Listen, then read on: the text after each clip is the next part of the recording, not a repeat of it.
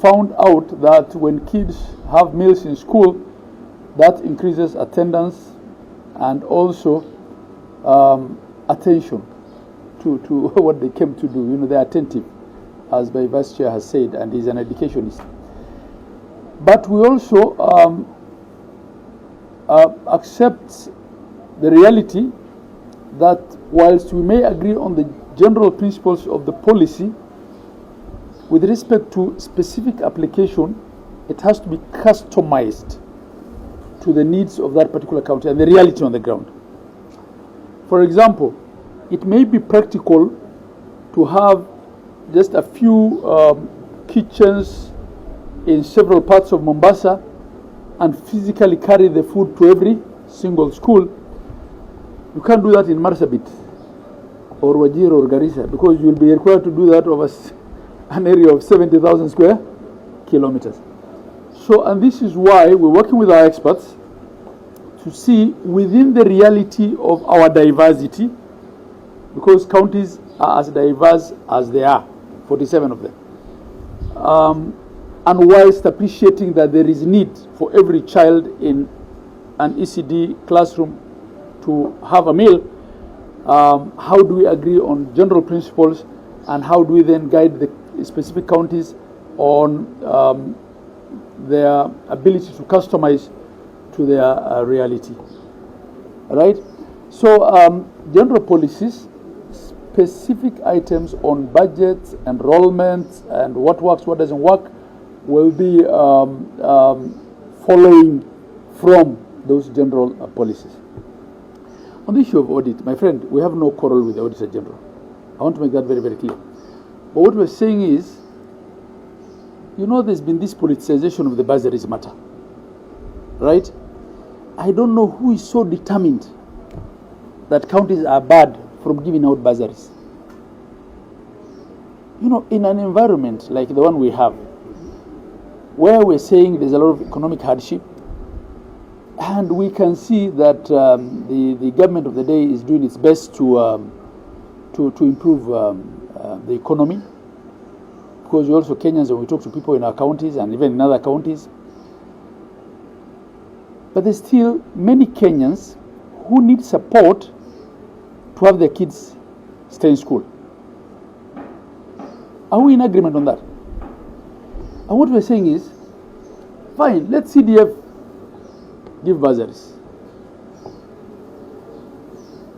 Question of constitutionality of CDF and whether MPs should be doing quasi-executive work is a debate for another place, not for this press conference. National government gives capitation to those schools. There are even well-wishers, philanthropists who pay fees for children. Who is this person who is so determined that counties should not give bursaries?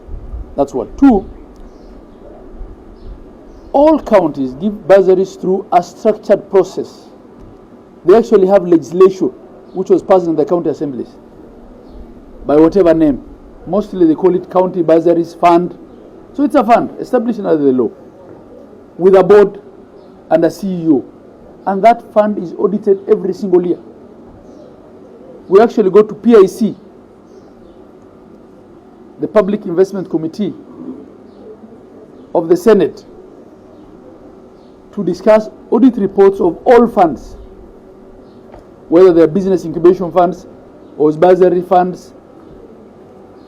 So we're wondering, why are we being now ambushed with this other sample of 6 counties selected? If we've been told that those counties were found to have done something wrong and they are under special audit or investigation, it's a different matter. But you just don't wake up and say, we want to see how this works with these 6 counties, and we're going to look at the last 4 years. Yet the law is very clear under Article 229 and also the Public Audit Act that audits must be done within 6 months. The audits we've been asked to do go all the way back to 2021. Some of these governors were not in office in 2021. So this is what we are raising. And such things also ought to be discussed before they are done. What is the aim? Right? What are we trying to achieve? Because even audit has rules. And we are working on a school feeding policy, because in the past, counties have been providing feeding programs to the children, but in a more in a manner that is not harmonized. It's quite fragmented. And so this step that we are working with our partners, and of course as a committee, is a step to make sure that we harmonize how we feed our children across the 47 counties. The Committee of Education is not working alone, but we are working also with the Committee of Agriculture, and you can see Ken Lusaka is here. We're also working with the committee, the legal team, and also we are working with health team, and together with our partners, Food for Education. Our intention at the end of this session, or the 2 days we're here, is to ensure that we have come up with a robust feeding policy that will be speaking to the children across this nation. Secondly, we have also brought on place, we have also Senate, and the Chair Education Committee of Senate is here, because we know the critical role the Senate does on matters oversight and protecting the vulnerable units. And so this conference that we are having today is very critical in the sense that it will be the first that will come with a school feeding policy that will be able to guide how we operate. It is important that as we look into how devolution has worked, we look at the key milestones that have been achieved around the functions that really had not had any support from the national government. One of them is the ECD function. Since time immemorial, Kenya has never had that kind of policy and effective establishment of a vibrant and working ECD function, much of which has relied on donors, much of which has relied on the religious bodies. But now that counties have come in, devolution has come in, is a function that is really running. And going around the country, you will be able to see a lot of infrastructure that has been done. But now we are going to the core. That is addressing the issue of attendance, because a child can attend and not be attentive, but we can now have full attendance and full attention by providing the meals. And therefore, this is a step that we really must encourage. On the other aspect which the Chair has spoken about is about the Auditor General intending to backtrack on what the law says. And this one, as a Council of Governors, we stand firmly with the Constitution and with the law that you can only audit what needs to be audited within 6 months of the preceding year.